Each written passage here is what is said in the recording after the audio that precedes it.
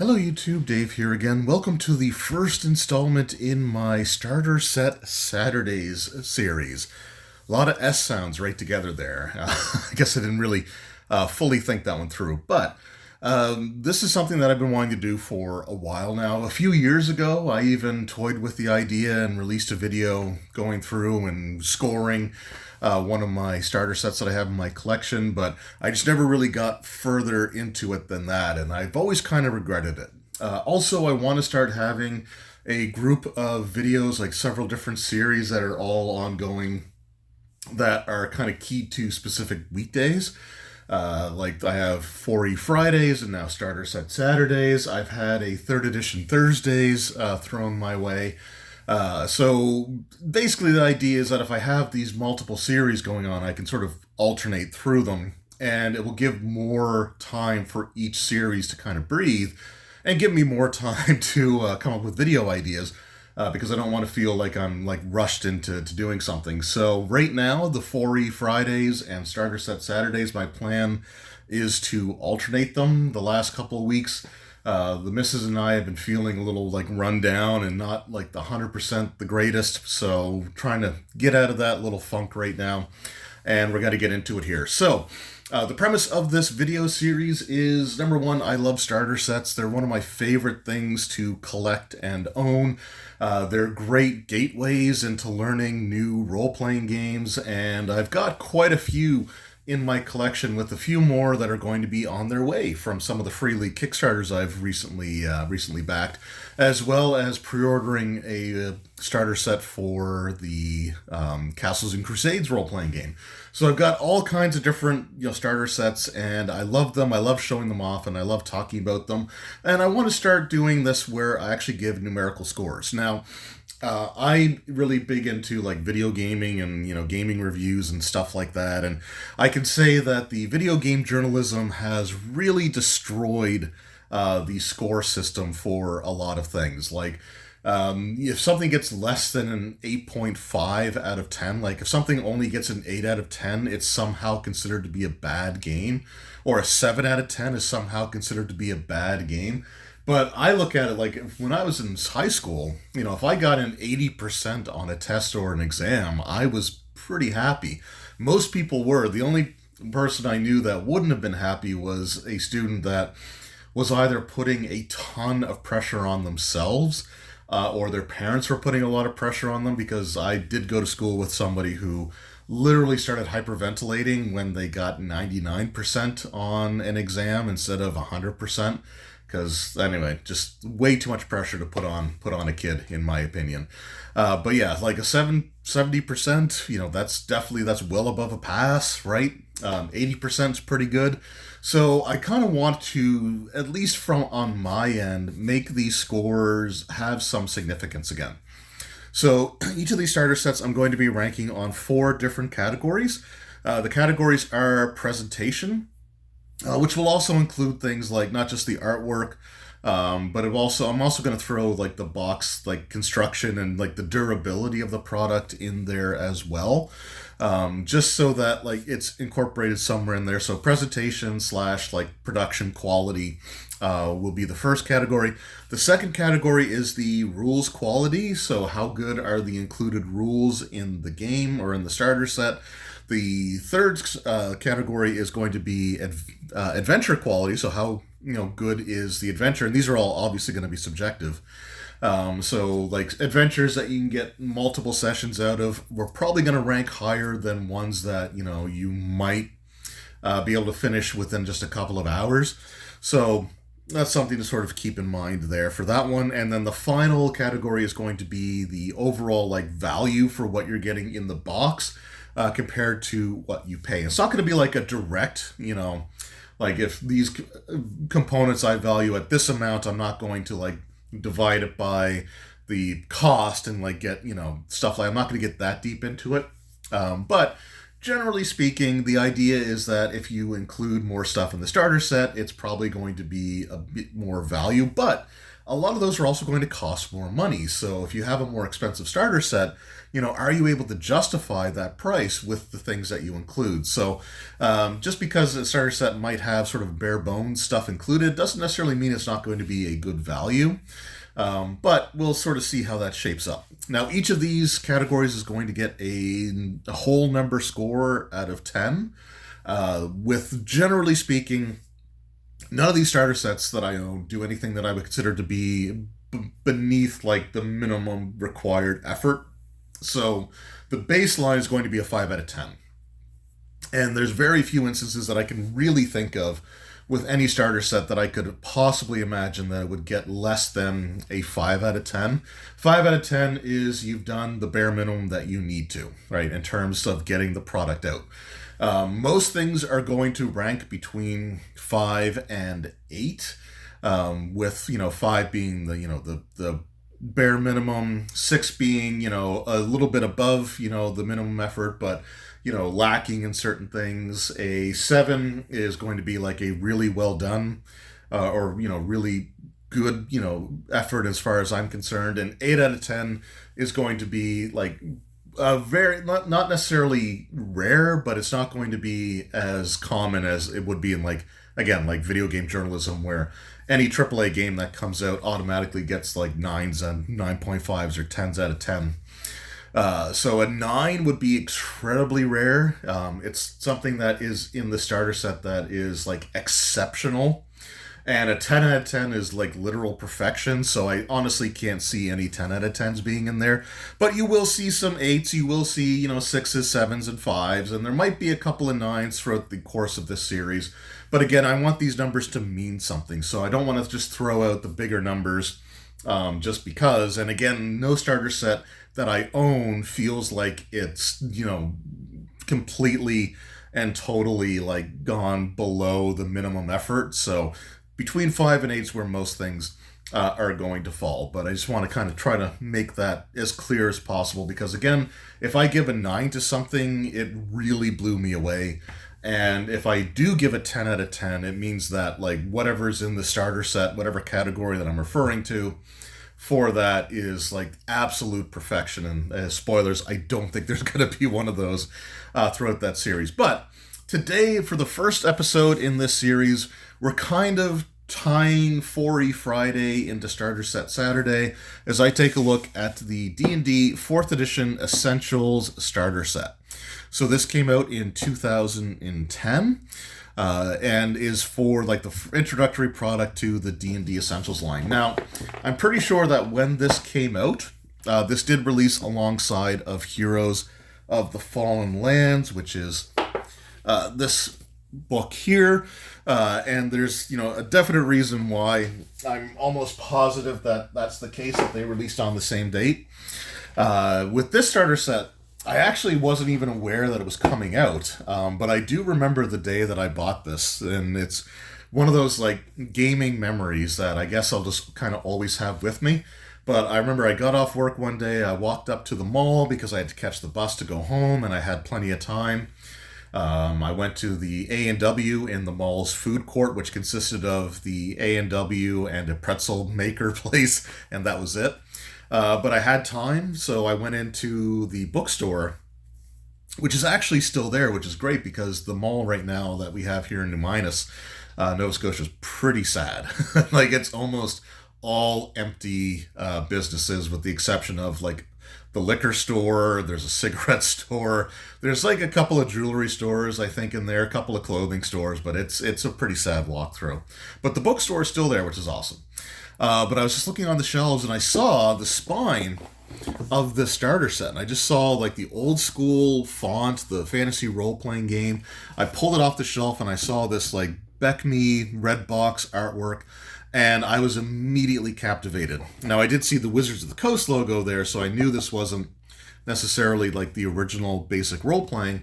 And when I flipped it over, it was definitely designed for the 4th edition D&D game. But this starter set is what got me into D&D 4th edition. It's what finally got me sort of over that hump to get into D&D 4th. I was really happy with the starter set. I really enjoyed like flipping through it, and yeah, from that moment, I bought this right away, and then the next time on my next paycheck, I went in and bought Heroes of the Fallen Lands, I bought the dice set, and I bought the Rules Compendium, and 4th edition from that point on, has become one of, if not my favorite version of the D&D game. So, taking a look again at the presentation of the box here, it of course is very much meant to be like a nostalgia bait type of thing. But you know what? I still love it. I mean, it's still fantastic artwork, and they've got this artwork that is their property, they own. So I can't really blame them for using it on this starter set here. And this red box design would be used again for the Stranger Things starter set, which I will not be reviewing in the series because I only have one copy of it, and that copy is sealed, and I have no intention of opening it because I'm not a big fan of that one. If I ever do come across a second copy of it for a decent, affordable price, I might consider picking it up to add to this video series, but for now, that one's not going to make the cut.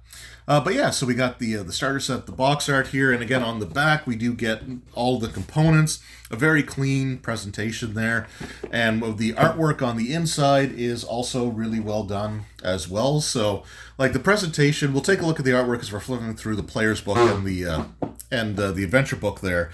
But I gave the presentation, the old school aesthetic, the Elmore artwork on the front there, with the updated version of it, for the actual rule books contained inside, as well as the artwork included inside. I actually gave the presentation an 8 out of 10. So, and that's purely because seeing this box as it was on the shelf is what made me want to buy it right away. So the presentation definitely worked, and it's a pretty good sturdy quality box. I mean, it's got the thicker cardstock.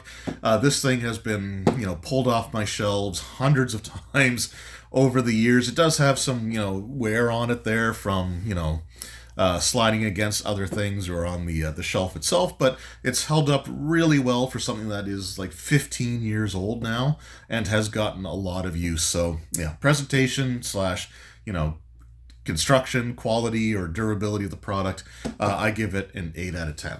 So open it up here. We will take a look at the components, although the value section I'm going to save for the end. Also, these bags of tokens are not included with the starter set. I just put them in there to have it all sort of in one place. But we do get the set of polyhedral dice.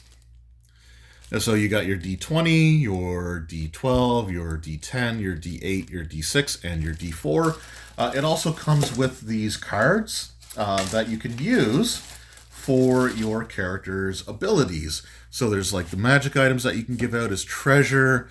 There's the different racial abilities, and then there's the class abilities where you could actually write in your bonuses to customize them for your character. Although if you were to do that, my recommendation would be to photocopy these or to put a clear plastic sleeve over them and just use dry erase markers. But you get these cards for all the abilities that are included for your characters to have throughout this starter set. So, and that's a pretty good stack of cards there. They are thinner cards, paper stock quality. They're not glossy cards. They were on a sheet that you had to, the perforated sheet that you had to separate. But yeah, these are a really awesome inclusion. And again, you do get quite a few of them there. We also have our tokens, which include ones for player characters, include things for monsters. There's one for a trap. There's the action point tokens that you can give out to your players as well. So you get quite a few of those included with the starter set. It also originally came with the ability to download your next adventure for free. So this was a solo adventure. I never actually ended up downloading it. I don't think that this code is still active. I think actually it says that it deactivated on December 31st, 2011. So I missed out on that one, but that's fine. We also have an included advertisement for the D&D Essentials product line. And this is, again, a pretty handy little thing because you have the player side. It says players in, a larger font so it catches your attention. And if you're a player, these are the things that you may want. So the starter set, Heroes of the Fallen Lands, which, and then Heroes of the Forgotten Kingdom. So this one came out first. This one came out towards the end of the Essentials lineup. And then you've got the Rules Compendium, as well as the dice set. And then if you're a Dungeon Master, the starter set is also, again, something that could be recommended. But then there's the Dungeon Master's Kit, the Rules Compendium, the Dungeon Tile sets, and then the Monster Vault. And then in addition to that, we do get the Player's Book and the Dungeon Master's Book. We'll take a look at those in a moment. And then the final inclusions are a set of full color, like color print. I did actually have some black and white printed off ones here as well, or at least just that one. I think that might be the only black and white one that I have in there. But you do get, I think it's like 4 or 5 character sheets. And again, they're full color, which is kind of cool to see included in the starter set. And then you get a double-sided poster map, which has the area for the first encounter on one side, as well as a section for an encounter, which I don't think is actually included in the adventure itself, like the Monsters Lair one. I don't think this was actually in the adventure, but I think there was something you could download online that would make use of it. So this was the initial encounter. I don't think this one gets used at all. And then the other side, and we're not going to be able to show the whole thing on camera here, but the other side is an entire dungeon map for the dungeon included in the Dungeon Master's book. So some cool stuff there. So those are what's included. I'll talk about the value here, like I said, at the end. I just want to sort of leave that one off. So then we go into the rules quality, and this is where the product takes a little bit of a hit, and this is why I'm convinced that the Heroes of the Forgotten or the Fallen Lands book came out simultaneous to the starter set. Because the Player's Book, which is normally where the rules would be contained, is a cool concept, but it is not a rule booklet. Instead, it is a comprehensive solo adventure where you choose your own adventure type of thing, and this determines your character creation. So this is something that if you were running this, you may want to put all the players in your group through with sort of the understanding that, one player will make what class they kind of want to make. So you get to make those decisions as you go. And again, there's some cool artwork all throughout. Like I said, the presentation in this is really good. It tells you how to where to fill out the sections of the character sheet, right? Where the different modifiers and stuff and your hit points go. And it gives you all these different things for you to go through. And there's this is a 32-page booklet.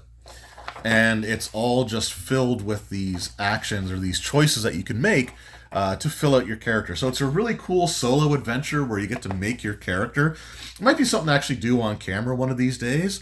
But the players don't really have access to the rules. All they get to do is make their character. It does teach you how to do initiative rolls, or it teaches you how to do combat, rolling to hit. It teaches you how to track your hit points and things along those lines. So it is a handy tutorial, but it's not a rule book in the traditional sense. It is missing things like equipment for your characters to use. It basically determines what your character's gear is, and aside from the magic items, there's nothing in this starter set that allows you to change out your weapons or armor or things like that unless you get the magic items that you have the cards for. Now, for the Dungeon Master side of things, the rules are a little bit better. It sort of teaches you the game as you go. So the idea is to immediately start with the initial encounter, and then sort of learn the game from there. So it gives you the sort of the rules explanations, how to run the game, how to run combat. So it gives you all of these things that you can look up as you're running that initial encounter. And that's nothing wrong with that. I don't mind this approach. And then it gives you sort of the rest of the rules explanations before you get into the main adventure. So the DM side of things it does have, a pretty decent rules explanation. It's bare bones, right? It's not going to go super in depth, but it gives you enough that you need to be able to run, run the game, to run the adventure that's included in here. And then we get into the adventure itself, which I don't want to spoil too much of. There is another section, I think, here, and one of the things that like fourth edition used that started in late third, but was used all throughout fourth, are the tactical encounter information. So when you have your dungeon description, you got like the different rooms and stuff. You'll have sort of like generic descriptions, and then you'll have at the end of the chapter usually is where they have like the tactical combat. Now I think in fourth it's more integrated throughout the adventure description. So in third you'd have like all the room descriptions, and then at the end of the chapter was where they had like the tactical encounters for that. But these give you all kinds of information about how the creatures act. It might give you information about like different environmental effects, like the room of fire, the basins, like, how the illumination in the room, how to do, sort of interact with the terrain. And this is a really cool way of like having the combats laid out. It gives the Dungeon Master a ton of information when running the encounters. And it's stuff like if you know the rules for some of the environmental hazards included with the encounter, it might make you more inclined to try to actually implement it in your encounter. We do also have information on skill challenges. I don't like skill challenges the way that they're presented. I kind of prefer skill challenges to be more of a background thing. We'll talk about those more in a 4E Friday video. It does give you sort of the basics, but you have the opportunity. There's this white dragon in the dungeon, and you do have an opportunity to use the skill challenge to try to prevent it from attacking you and your group. But yeah, I mean, that's what we have for the rules information. So the DM side of things is really good. But it's all DM information. The players just don't have access to really any rules details other than how to roll your dice. And the player's book being nothing but a choose your own adventure, which is a neat concept, but I also would have loved to have had, 10 pages or so that could just go over the different like character, race, and class combinations, like what each race gives you for the abilities, the classes get, just have it all like laid out in front of you directly so you can just see it all on one page, and then have a page of equipment like different armor and weapons, or some implements for spellcasters. I would have liked to have seen that there. So the rules quality, I'm going to give a 6 out of 10. It's really great from one perspective, but it's very lacking from another. The presentation of the choose your own adventure concept for like the players to make their characters and learn the fundamentals is really cool, but not having like a really good detailed rules, or even like just a good sort of brief explanation of the rules in the player's book, I think is a bit of a downgrade. So I'm going to give the rules quality a 6 out of 10. All right, up next is the adventure quality, and it kind of makes up for the rule stuff here. The adventure is actually pretty neat. I like the location. I've actually run this adventure multiple times for different gaming groups over the years, including running it for both 4th and 5th edition D&D. So basically they're going into an ancient temple that was created by minotaurs, and these minotaurs were worshippers of like deities like Erathis, the goddess of civilization, like Pelor, the sun god. I forget who the other one was. It might have been like Cord, like the god of strength or something like that. So they were kind of like the gods of good that were being worshipped in this dungeon. However, there's a bit of a dark secret that the Minotaurs were hiding that you can uncover as you go deeper and deeper into the dungeon. I'm not going to spoil that here, but it is kind of neat, like the way that the story kind of evolves. There's also some cool encounter situations. Like I said, there is the white dragon that you can try to convince not to attack you, but there's also this really neat room that you go into where the creatures that you fight are essentially chess pieces. And the room has this checkerboard or chessboard pattern to it. And the enemies have to move the way that their corresponding chess pieces would move. So a knight, for example, like this horse icon, has to move 2 in one direction and then 1 in another. So they always have to move in sort of like an L shape. So they can't just move directly towards the players. I can't remember. I think the players had some rules for how they had to move as well. So they couldn't just step on like any square that they wanted to. If they didn't move in a certain capacity or a certain way, then like they would take a little bit of like damage from like the floor being sort of trapped. But yeah, this was a really, really cool encounter here. And again, there's some interesting stuff, like you come across a doppelganger that you can actually role play with. There's like some cool combat encounters. You've got this alchemist lab with a necromancer and some zombies included in there. So there's some really cool stuff in there. There's information for leveling up to 2nd level. There's also some information on creating your own quests and how you can use the dungeon map included in this scenario. By breaking it down into different sections, you can actually run like different adventures.